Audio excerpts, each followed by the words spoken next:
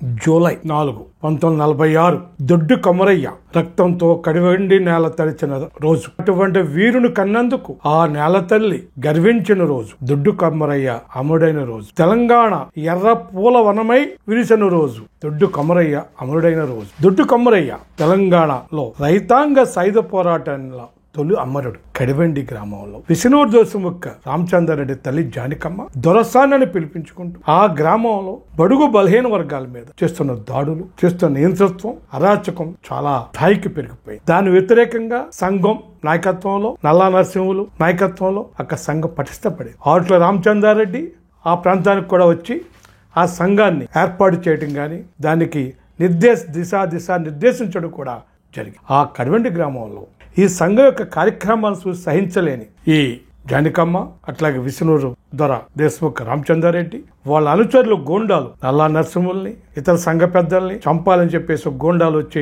ఊళ్ళో అలా చేస్తున్న సందర్భంలో, పిల్లల మీద దాడులు చేస్తున్న సందర్భంలో 200 మంది గ్రామంలో రైతులు, కూలీలు ఈ వెట్టి చేస్తున్న గురవుతున్న వారు, అలాగే ఈ దొరసాని దేశముఖ యొక్క ఆగడాలకి భరించలేక గ్రామంలో ఈ దౌర్జన్యాలు, ఈ గూండాగారిని ఎదుర్కొంటూ ర్యాలీ తీయటం జరిగింది. ఆ ర్యాలీలో సంఘం జిందాబాద్, దౌర్జన్యం నశించాలి అని నినదిస్తూ ర్యాలీ ముందుకు పోతుంటే ఈ విష్ణు రామచంద్రారెడ్డి గూండాలు ఒక చోట నుంచి నాటు తుపాకుతో కాల్చడంతో దొడ్డు కొమరయ్య పొట్టలోకి బుల్లెట్ దూచిపోవటం, దాంతో పేగులు బయటకు వచ్చి ఆయన అక్కడే మరణించాడు. ఆ దొడ్డు కొమరయ్య అన్న దొడ్డు మల్లయ్యకి కాల్లో బుల్లెట్ దిగటం జరిగింది. ఆ విధంగా తెలంగాణ రైతాంగ సాయుధ పోరాటానికి తొలి అమరుడు దొడ్డు కొమరయ్య. దొడ్డు కొమరయ్య అమరత్వంతో తెలంగాణ రైతాంగ సాయుధ పోరాటం అగ్గి రాజుకుంది. తన మరణంతో, తన అమరత్వంతో తెలంగాణ రైతాంగ సాయుధ పోరాట కొలిమికి ఊపిరిలోదేడు దొడ్డు కొమరయ్య. ఆ దొడ్డు కొమరయ్య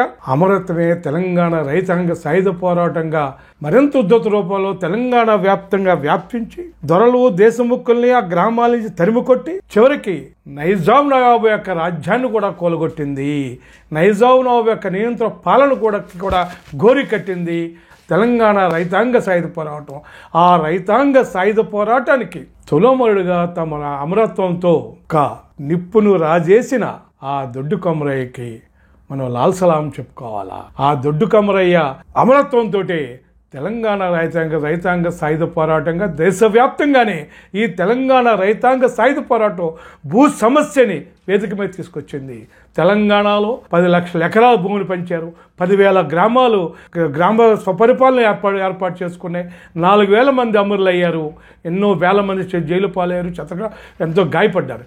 అయినప్పటికీ ఆ పోరాటం ఈరోజు కూడా దేశంలో వ్యవసాయ సమస్యలు వేదిక తీసుకురావడం కాకుండా భూ సంస్కరణలకి కారణమైంది ఈ తెలంగాణ రైతాంగ సాయుధ పోరాటం.